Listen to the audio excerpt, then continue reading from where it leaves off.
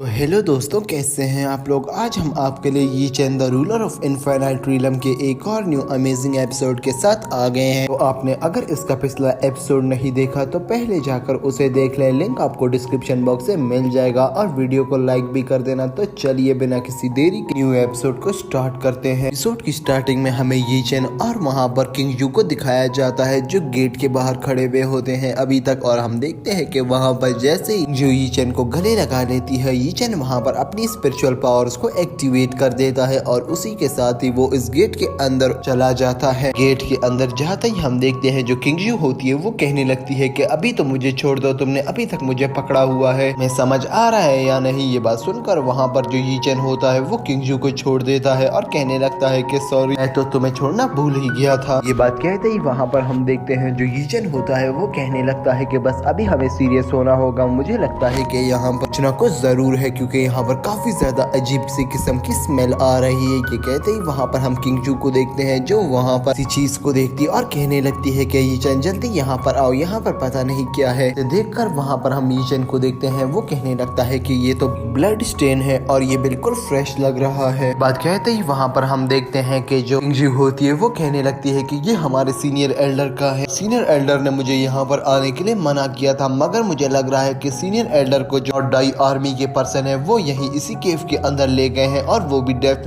में जाना मुझे पता है खतरनाक है, लेकिन जाऊंगी और अपने मास्टर्स और अपनी फैमिली को बचाऊंगी। ये कहते ही वहाँ पर हम देखते हैं कि जो किंगजू होती है वो अंदर की तरफ जाना स्टार्ट हो जाती है, लेकिन वहाँ पर जो किचन होता है वो किंगजू को रोकता है और कहने लगता है कि नहीं, ऐसा मत करो, अगर तुमने ऐसा किया तो हमारे लिए काफी ज्यादा खतरनाक हो सकता है क्योंकि यहाँ पर इतने ज्यादा खतरनाक जानवर और ज्यादातर यहाँ पर बहुत ज्यादा डेविल्स हो सकते हैं इस केव के अंदर। अगर हम देखते हैं वहाँ पर जो किंगजू होती है वो वहाँ पर ये चैन की बात को मानने को तैयार नहीं होती और आगे की तरफ बढ़ रही होती है। जहाँ हम देखते हैं ये चैन उसे एक दफा और रोकता है, जहाँ वो कहता है कि मुझे यहाँ से किसी तरह की बदबू आ रही है, हमें ऐसे अंदर नहीं जाना चाहिए। जिस पर किंगजू हैरान होती है और कहने लगती है कि कहीं तुम पागल तो नहीं हो, खतरे की कैसी बदबू होती है, हम अंदर जाएंगे और अपने जितने भी पर्सन होंगे उन्हें बचा कर ले आएंगे। लेकिन हम देखते हैं कि फिर अचानक ये चैन को गुस्सा आने लगता है, जहाँ ये चैन कहता है कि जब मैं तुम्हें एक दफा मना कर रहा हूँ तो रुक जाओ, क्योंकि अंदर क्रिएचर्स हो सकते हैं और क्रिएचर इतने ज्यादा पावरफुल होते हैं कि हम एंशियन लॉर्ड भी उनके सामने कुछ नहीं कर सकते। एंशियन लॉर्ड भी क्रिएचर से डरते हैं। और मुझे पता है कि ये ब्लड स्टेन यहाँ पर तुम्हारे ही फैमिली मेंबर ने इसीलिए फेंका है ताकि हम उन्हें बचाने जा सकें और हमें किसी न किसी प्लान के तहत अंदर जाना होगा। अगर हम ऐसे ही मुंह उठाकर अंदर चले गए और उन क्रिएचर्स ने हमें भी देख लिया तो हम भी उन्हीं की तरह वहीं पर ही फंसे रह जाएंगे और कोई भी ऐसा नहीं होगा जो हमें निकाल सकेगा। इसीलिए जरा ध्यान से काम लो। मैं तुम्हें एक और बात भी बता दूं, हम अभी ही अंदर जाएंगे, लेकिन हम इस तरीके से जाएंगे कि किसी को कुछ भी पता नहीं चलेगा और बिल्कुल खामोशी से। ये कहते ही वहाँ पर हम देखते हैं कि वो दोनों आगे बढ़ना स्टार्ट हो जाते हैं। वहीं पर ही जो किंगजू होती है वो काफी ज्यादा खुश हो जाती है और कहने लगती है कि अब हम अपने पीपल को बचा कर यहाँ वापस लाएंगे और मैं अपनी पूरी फैमिली को बचा लूंगी। ये कहते ही ये चैन से कहने लगता है कि जरा ध्यान से, और तभी हम देखते हैं कि वो लोग आगे जाते जाते काफी ज्यादा डेप्थ में आ जाते हैं और तभी वहाँ पर जो किंगजू होती है वो कहने लगती है कि ये चैन देखो, अब हम यहाँ पर पहुंच चुके हैं और हमें अंदर जाना है। ये बात सुनकर जो ये चैन होता है वो कहने लगता है कि देखो किंगजू, अंदर तो चले जाएंगे लेकिन इसकी गारंटी मैं नहीं दे सकता कि हम जिंदा वापस आएंगे या नहीं, क्योंकि अंदर क्रिएचर्स हैं और वो काफी ज्यादा पावरफुल है। मैं भी उनके सामने कुछ नहीं हूँ और ना ही मैं उनके सामने टिक पाऊंगा, तो तुम्हारी मर्जी, अब तुम क्या कहती हो। ये बात सुनते ही वहाँ पर हम देखते हैं जो किंगजू होती है वो कहने लगती है कि मैं अपनी फैमिली की एक सेंट बन चुकी हूँ और अब मुझे उसे किसी भी हाल में प्रोटेक्ट करना होगा। मेरे लोग अंदर फंसे हुए हैं और उन लोगों को यही उम्मीद है कि मैं आऊंगी और उन्हें बचा लूंगी, लेकिन तुम मुझे यहाँ पर रोक रहे हो और अगर आज मैं नहीं गई तो वो लोग मेरे बारे में क्या सोचेंगे। ये बात सुनकर जो ये चैन होता है वो कहने लगता है कि वो सोचेंगे तो तब जब वो जिंदा होंगे। मुझे नहीं लगता कि उन क्रिएचर्स ने तुम्हारे उस फैमिली मेंबर्स को जिंदा छोड़ा होगा। वो क्रिएचर्स काफी ज्यादा जालिम है। अगर तुम कहती हो कि तुम भी वहाँ जाओगी तो वो तुम्हें भी मार डालेंगे और तुम्हारी लाइफ भी इसी तरह जाया हो जाएगी। ये बात सुनते ही हम देखते हैं कि जो किंगजू होती है वो कहने लगती है कि देखो, मेरे पीपल मुझे काफी ज्यादा इम्पोर्टेंट है और मुझे उनकी इम्पोर्टेंस मालूम है। मैं जाऊंगी और उन्हें बचाऊंगी। मुझे किसी भी हालत में उन्हें बचाना है। अगर वो मर चुके हैं तो मुझे भी यहाँ पर जिंदा रहने का कोई कारण नहीं है। मैं इस तरह जिंदा नहीं रह सकती। अगर वो लोग मर चुके हैं तो मुझे भी मरना होगा, क्योंकि मेरे पीपल थे और मैं उनकी रक्षा नहीं कर सकी। अब जो भी होगा वो देखा जाएगा। मैं अंदर जा रही हूँ और तुम्हारा बहुत बहुत धन्यवाद। धन्यवाद, तुम मेरे साथ यहाँ तक आए और मेरी इतनी ज्यादा मदद की। अब तुम्हें किंगजू किसी भी हालत में हर्ट नहीं करना चाहती, इसीलिए मैं ये कहूंगी कि तुम यहाँ से अब वापस चले जाओ और मुझे अंदर की तरफ जाने दो ताकि मैं जाकर अपने लोगों को देख सकूं। कहते ही वहाँ पर किंगजू अंदर की तरफ भागना स्टार्ट हो जाती है, लेकिन हम देखते हैं कि वो जैसे ही एक कार के अंदर से गुजरने लगती है तभी वहाँ पर उसका पाँव एक पत्थर पर पड़ता है और वहाँ पर जितनी भी लाइट और जितने भी अटैक होते हैं वो सब के सब एक्टिवेट हो जाते हैं और वहाँ पर जो घात लगी हुई होती है वो सीधा जाकर अटैक कर देती है वहाँ पर उस किंगजू के ऊपर, जहाँ किंगजू ज्यादा डर जाती है और वो अपने को बचाने के लिए वहाँ पर अपने हाथ ही सामने कर लेती है और वो कुछ भी नहीं कर पाती। लेकिन हम देखते हैं वहीं पर ही जो यी चेन होता है उसकी एंट्री होती है, यहाँ पर वो एक प्रोटेक्शन शील्ड क्रिएट कर लेता है और वहीं पर ही वो किंगजू को दोबारा से बचा देता है। तभी हम देखते हैं कि वहाँ पर जो किंगजू होती है वो